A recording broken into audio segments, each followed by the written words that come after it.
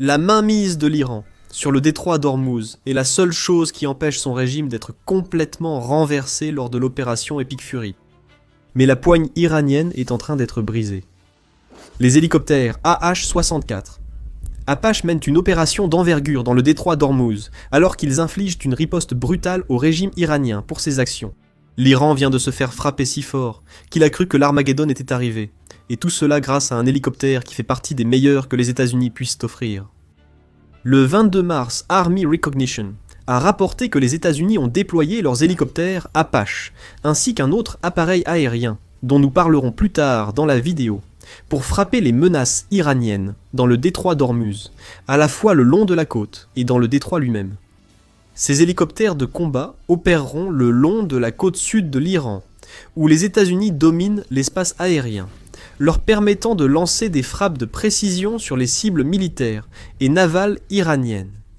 C'est une décision majeure de la part des États-Unis, et cela signale un changement de posture alors que l'Amérique tente de sécuriser le détroit d'Ormuz, assurant ainsi le passage de dizaines de navires marchands qui traversent cette voie navigable. Avec l'Apache, les États-Unis disposent d'un atout aérien, qui apporte une puissance de feu considérable.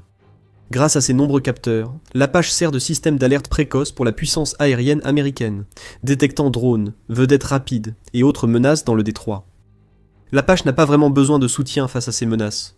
Ces missiles Hellfire rapides et puissants sont idéaux contre les petites embarcations envoyées par l'Iran dans le détroit.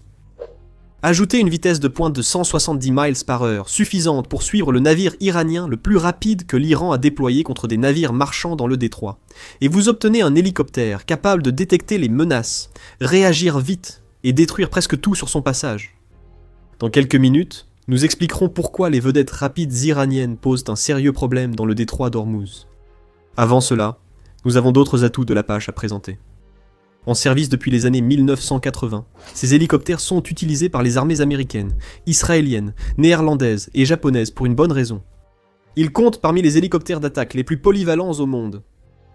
Au-delà des missiles Hellfire que nous avons déjà mentionnés, chaque Apache est équipé d'un canon HNM 230 de 30 mm monté sous son fuselage. Avec une cadence de tir de 620 coups par minute, ce canon peut déchiqueter des bateaux et des drones en un clin d'œil, et chaque Apache transporte 1200 cartouches pour s'assurer de pouvoir tirer encore et encore sur plusieurs cibles. Une rafale d'une seconde tire environ 10 coups. C'est suffisant pour neutraliser les menaces auxquelles l'Apache fera face dans le détroit d'Ormuz. Les États-Unis ont d'autres alternatives aux missiles Hellfire pour leurs hélicoptères d'attaque. Des missiles Stinger, AIM-9, Sidewinder Sidearm et Mistral peuvent aussi équiper l'Apache selon la mission, lui offrant une capacité air-air utile si l'Iran était assez stupide pour engager l'un des appareils de sa force aérienne vétuste contre les États-Unis. L'Apache dispose aussi d'un système de guerre électronique avec brouilleur radio, contre-mesures infrarouges et équipement d'interférence. Ce qui en fait un arrêt de mort venu du ciel pour les équipements iraniens autour du détroit d'Ormuz, même sans que l'Apache utilise ses armes principales. Et la situation empire pour l'Iran. L'Apache peut aussi transporter des roquettes sans explosifs, ce qui peut paraître surprenant comme avantage pour cet hélicoptère américain. Ainsi, l'Apache peut lancer des roquettes, capables d'écraser une cible grâce à leur énergie cinétique seule. Pensez à une arme utilisée par l'Iran dans le détroit d'Ormuz, cible idéale pour ce type de roquette. Les drones Shahid prennent leur envol chaque jour, et avec ce type de roquette, l'Apache peut potentiellement abattre ces drones sans utiliser de matériaux explosifs coûteux. En théorie, tout ce que la roquette doit faire, c'est toucher sa cible, et l'énergie cinétique fait le reste.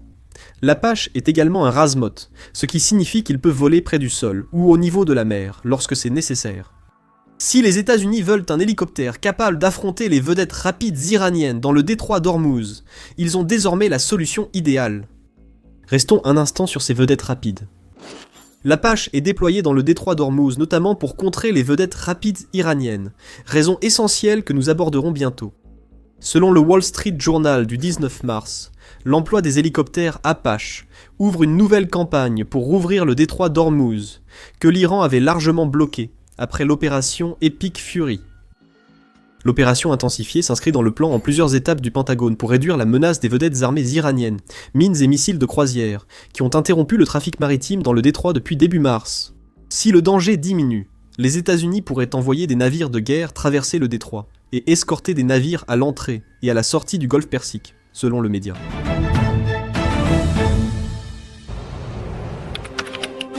Imaginez Internet comme un champ de bataille, rempli d'unités ennemies cherchant la moindre faiblesse pour s'introduire dans votre quartier général. Dans ce quartier général, vous possédez des informations secrètes et confidentielles à protéger absolument. Imaginez pouvoir brouiller toutes les pistes menant à celui-ci et le rendre invisible. Vous le feriez, non ? Nous aimerions remercier notre sponsor Surfshark, dont le VPN garde vos informations en ligne privée et protégée contre les hackers et les acteurs malveillants. Lorsque vous naviguez sur un réseau public, il est très facile d'accéder directement à vos informations, comme les numéros de carte de crédit, les données confidentielles ou les informations personnelles. Surfshark VPN empêche cela de se produire et protège, ainsi que chiffre vos données personnelles en ligne. En plus de sécuriser votre navigation, Surfshark VPN permet d'accéder à des sites et services de streaming autrement bloqués par des restrictions géographiques. Et vous n'avez besoin d'installer qu'un seul abonnement sur tous vos appareils, sans aucune limite, pour commencer à naviguer en toute sécurité dès aujourd'hui. Allez sur Surfshark.com/discount et bénéficiez d'une garantie de 30 jours sans risque ou utilisez le code DISCOUNT lors du paiement pour obtenir 4 mois supplémentaires de Surfshark VPN.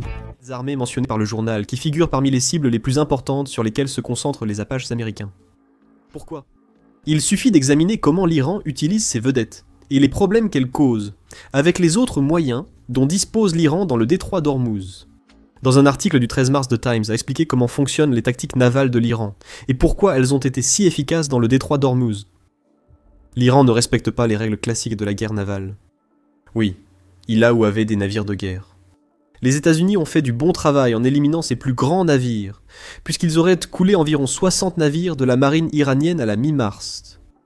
Les vedettes rapides, et non les navires de guerre iraniens, forment le pilier de sa puissance navale, comme on le constate dans le détroit d'Ormuz.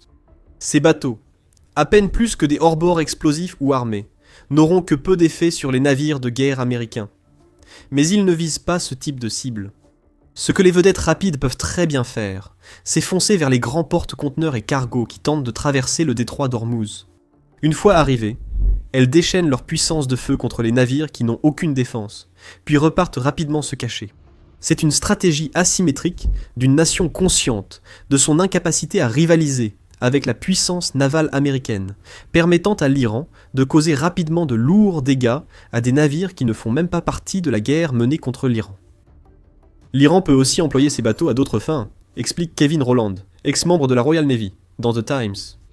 Le CGRI emploie des drones, petits bateaux, jet skis et mines pour causer un impact disproportionné. Selon Rowland, il n'est pas nécessaire d'avoir un navire de guerre pour poser des mines. Une simple barque peut suffire, selon le type de mine. Donc, ce à quoi les États-Unis sont confrontés ici, c'est une marine différente de celle à laquelle ils auraient affaire en combattant des pays comme la Russie ou la Chine. Tandis que ces nations défient les États-Unis avec leurs navires de guerre, l'Iran sème le chaos dans le détroit d'Ormuz avec ses vedettes rapides. Ceci compte surtout lorsque des navires marchands sont attaqués. Selon ABC News d'Australie, l'Iran a frappé au moins 20 navires marchands depuis le début de l'opération Epic Fury le 28 février, et donc. L'Iran lance ses frappes pour montrer au reste du monde que les États-Unis sont incapables de protéger les navires traversant le détroit d'Ormuz, établissant ainsi le blocus évoqué plus tôt. Et c'est ce blocus qui constitue le véritable problème, du moins pour les États-Unis. Le détroit d'Ormuz est l'une des voies navigables les plus cruciales au monde.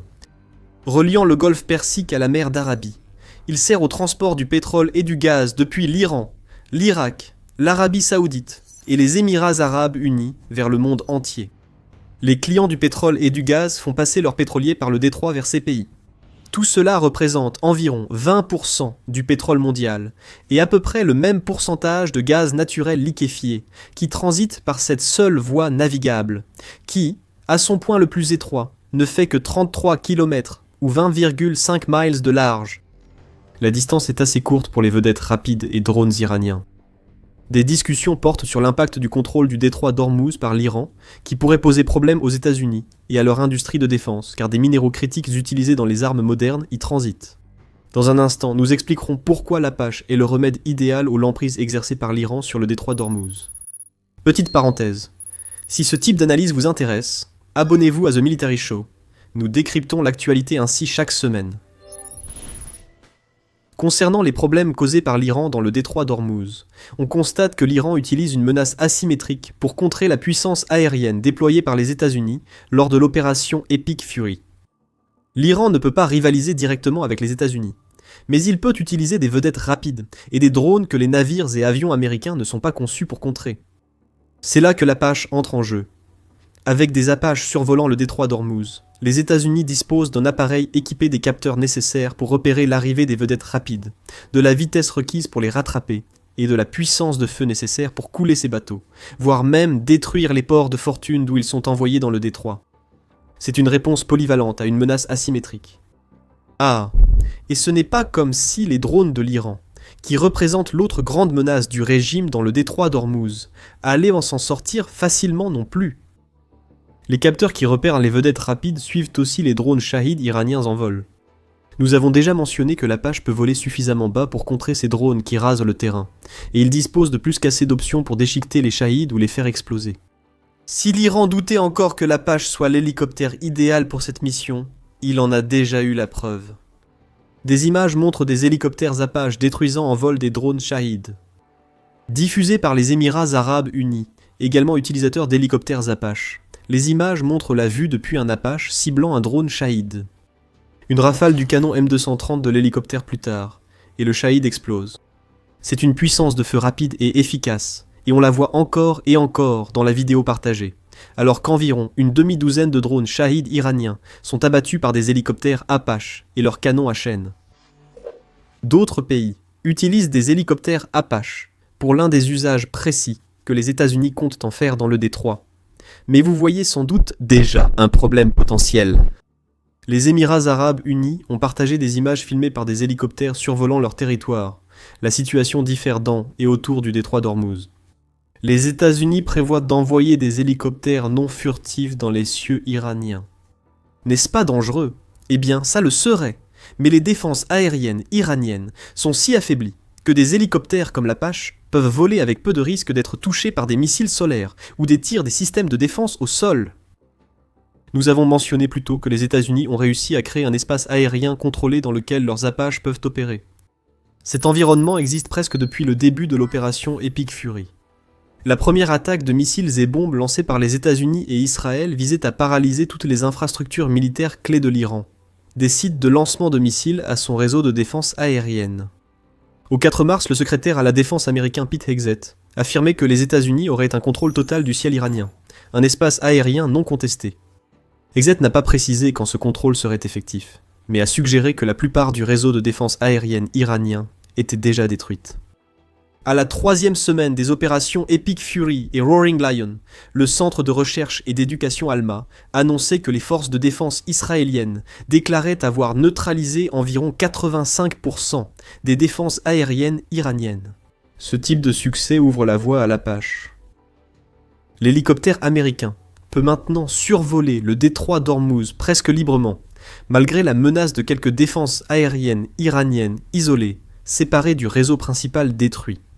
Ces fragments sont éliminés par des frappes aériennes de suivi, ce qui signifie que chaque jour qui passe crée un environnement encore plus sûr pour que l'Apache accomplisse sa mission. L'Apache peut donc se focaliser sur les vedettes rapides et les drones iraniens dans le détroit d'Ormuz. Cependant, ces hélicoptères d'attaque pourraient aussi préparer quelque chose de bien plus dévastateur pour l'Iran. Pour le découvrir, restez jusqu'à la fin de la vidéo. Avant d'en parler, souvenez-vous que nous avons dit au début que l'AH-64 Apache n'est pas le seul appareil envoyé par les États-Unis dans le détroit d'Ormuz. Il y en a un autre qui, en travaillant de concert avec l'Apache, place les États-Unis dans une position encore meilleure pour reprendre le contrôle du détroit à l'Iran. Cet appareil, c'est l'ADX Warthog. Et la puissance de feu qu'il apporte aux côtés de l'Apache suffit à faire réfléchir à 2 fois n'importe quel opérateur de vedettes rapides iranienne. Grâce à son canon Jiaowu-8 AE de 30 mm, certains commentateurs sur la même chaîne ont plaisanté que le ADX ressemble davantage à un canon doté d'un avion qu'à un avion équipé d'un canon. Nous savons que ce canon détruit aisément drones et vedettes rapides. Il est aussi équipé de missiles AGM-65 Maverick et de munitions guidées permettant aux États-Unis de frapper des cibles au sol, comme des sites de lancement de missiles et des ports sur la côte du détroit d'Ormuz. Comme l'Apache, La ADIX vole à basse altitude, permettant d'identifier et détruire précisément des cibles dans une voie navigable, où opèrent à la fois des moyens civils et militaires. Son blindage en titane permet à l'ADIX de résister à certains tirs au sol, le protégeant des systèmes de défense aérienne iraniens isolés cités plus tôt.